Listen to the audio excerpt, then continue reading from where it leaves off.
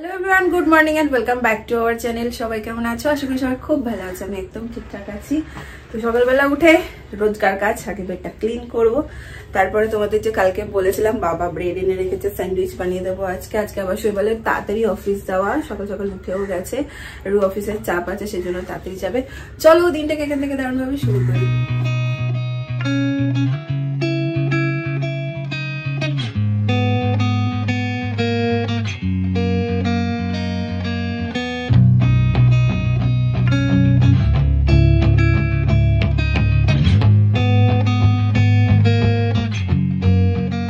Bread বাবা কালকে এনে রেখে দিয়েছে, আর এই দেখো কালকে রাতে না খাওয়া আলু। একটু তাড়াহুড়োর মধ্যে ব্রেকফাস্টটা বানাবো, এগুলো স্যান্ডউইচ তো সময় লাগবে, তো সেই জন্য আর ডিমটা সিদ্ধ করবো না, ফ্রাই করে নেবো একটু, তারপর ওর মধ্যে দিয়ে আর একটু টমেটো, একটু পেঁয়াজ, একটু শসা দিয়ে একদম ঘরোয়া স্টাইলে স্যান্ডউইচ করে রেডি করে দেবো। চলো এটা একদম আমি রেডি করে নিয়েছি, এবার জাস্ট ঘুরবো আর স্যান্ডউইচ মেকারে দেবো।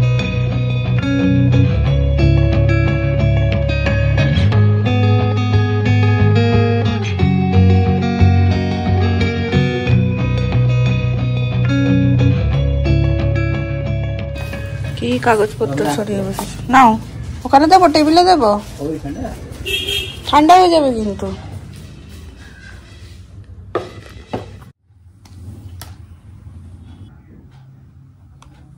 ফ্রেশ ট্রেশ হয়ে বসে গেছি একটা কাজ নিয়ে। কাজ বলতে বেশি কিছু না, একটা অঙ্ক নিয়ে বসেছি। আর অঙ্ক মানেই হচ্ছে ছোট থেকে বড় সবার গায়ে একটা জ্বর জ্বর ভাব, অঙ্কের নাম শুনলেই গায়ে একটা জ্বর চলে আসে, এটা অনেকেরই হয়। বাট এখন আর সেই জিনিসটা নেই, তার কারণ হচ্ছে অঙ্ক এখন খুব ফানি, খুব ইন্টারেস্টিং একটা সাবজেক্ট হয়ে গেছে আমার কাছে। কারণ আমি বেশ কিছুদিন ধরে মিস্টার নীলকণ্ঠ ভানুপ্রকাশ জি কে ফলো করছি। ওনার নাম আমরা অনেকেই শুনে থাকবে। উনি হচ্ছেন ওয়ার্ল্ডস ফাস্টেস্ট হিউম্যান ক্যালকুলেটর। আর ওনার টিম, ওনার একটা ওয়েবসাইট আছে vanju.com, ওনার টিম এটা প্রমিস করেছেন যে ফার্স্ট 100 প্যারেন্টস দের বাচ্চাদের জন্য ওনারা একটা ফ্রি ডেমো ক্লাস প্রোভাইড করবেন। আর যার লিংক আমার ডেসক্রিপশন আর কমেন্ট বক্সে পিন করা আছে, তোমরা গিয়ে চেক করো, নিজেদের বাচ্চাদের জন্য ডেমো ক্লাসের জন্য রেজিস্ট্রেশন করো।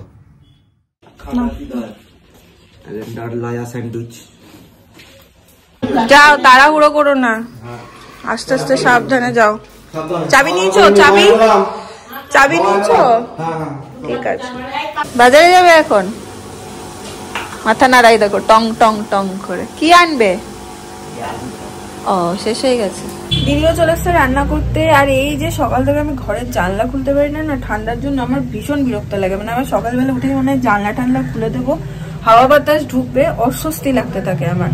কিন্তু এই ধরো 12টা বাজবে, তারপরে সমস্ত কিছু খুলতে পারি, মানে জানলা খুলতে পারি, তারপরে নাহলে এত ঠান্ডা হাওয়া দেয়, বিছানা ঠান্ডা হয়ে যায়। 12টার সময় জানলা ঠান্ডা খুলি, আবার 1-1:30টার মধ্যে লাগিয়ে দিতে হয়, নাহলে সেই সেম প্রবলেমই হয়, বিছানাটা প্রচন্ড ঠান্ডা হয়ে যায়। লাগানো এটিংটা হাফ হয়েছে, আর হাফ কমপ্লিট করব।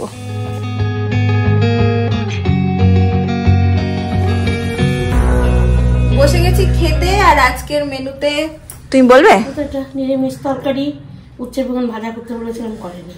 এটা ফুলকপি আলু দিয়ে মাছের ঝোল, মাছের মাথা দিয়ে ডাল, মুগ ডাল। এটা কি করেছে রে? তরকারি। এটা একটা মাছ। তো চলো, বেড়েও নিয়েছি খাবার। এই দেখো কাকে জ্বালাচ্ছে। হ্যাঁ হ্যাঁ, দিয়ে দিয়েছি। চলো, বাবা একটু বেরিয়েছে, বাবার আসতে দেরি হবে, তাই আমি আর মা বসে গেলাম, বাবার বেশ দেরি হবে আসতে। শুরু করি চলো। আজকে এমন ঘুমিয়েছি, ফোনটা বাজছে, বাবাই ফোন করছে হাঁটতে যাওয়ার জন্য, রিসিভ করতে পারছি না ঘুমের ঘুম। আর দুপুরে আমি জেনারেলি ঘুমাই না, আজকে ঘুমিয়ে গেছে, তবে জোর করে উঠেছি যে না হাঁটতে যাই। কারণ দেখবে এই টাইমটায় না ঘুমিয়ে গেলে খুব, তারপরে শরীরটা কেমন ম্যাচ করে, ভাল লাগে না কোনো কিছু। তো এখন বেরোচ্ছি, হেঁটে আসি। আর হেঁটে আসার পর একটা খুব ভালো জিনিস তোমাদের সাথে শেয়ার করার আছে। খুব হঠাৎ করেই ঠিক হলো সমস্তটা। তো দোটানার মধ্যে ছিলাম কি করব, বাট ফাইনালি ডিসাইড হলো। তো আসি, তারপর তোমাদের বলছি ফিরে আসা। আমরা আজকে পার্কেই এসেছি দুজন মিলে হাঁটতে। বলো, পড়ানো নেই? আরেকটা আজকে ফাঁকা, কালকে বেশি ভিড় ছিল। কাল একবার আমরা শেষের দিকে বাড়ি যাওয়ার পথে আরেকবার এসেছিলাম, তখন একটু ভিড় ছিল, আজকে ফাঁকা।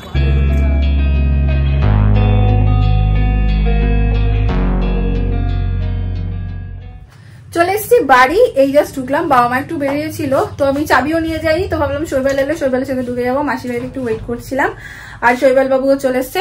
এই যে এসে গেছি বাবা, কেমন করে বললো, অনেকটাই।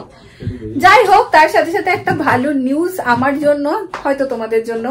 সেটা হচ্ছে খুব মানে শর্ট নোটিসে আমরা ডিসাইড করেছি কি আমরা বোলপুর যাচ্ছি। কালকে মেলা, মানে পরশু মেলা, রবিবার দিন থেকে শুরু হচ্ছে।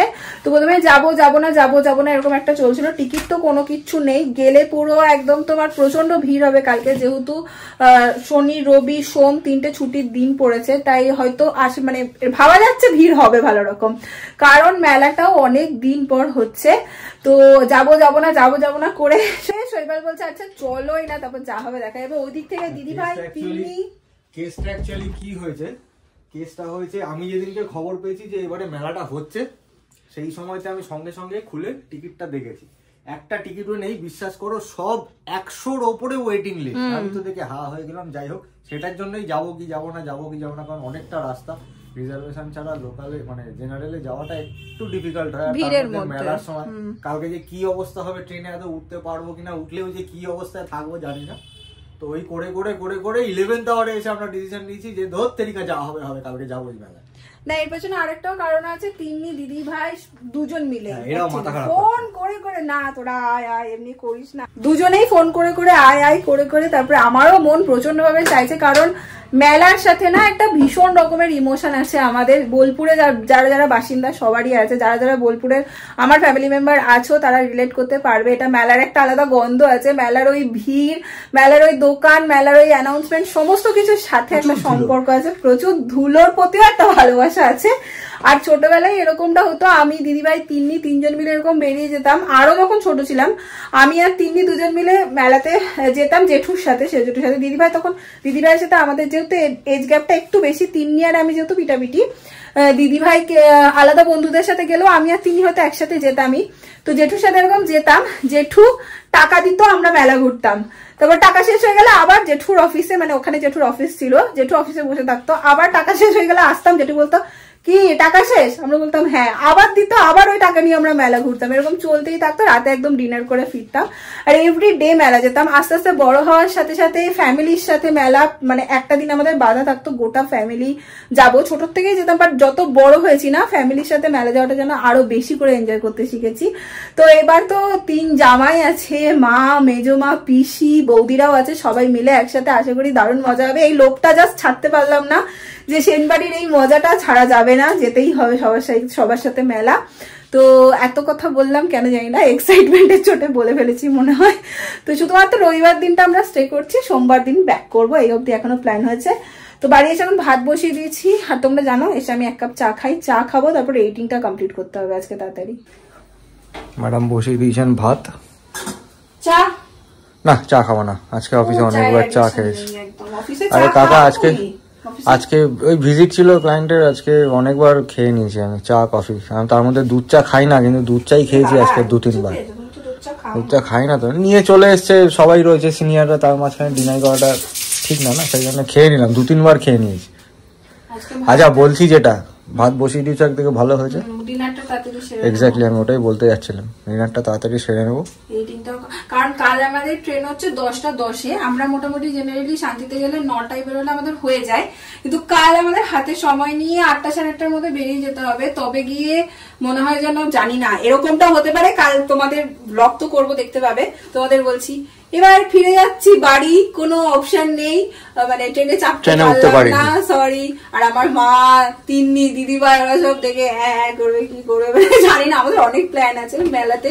এই বছর যদি আমি কাল যেতে পারি, প্রথমবার আমার শৈবালের সাথে মেলা দেখা, আর আমার প্রথমবার বোলপুরের পৌষ মেলা, প্রথমবার শৈবাল বোলপুরের পৌষ মেলা দেখবে।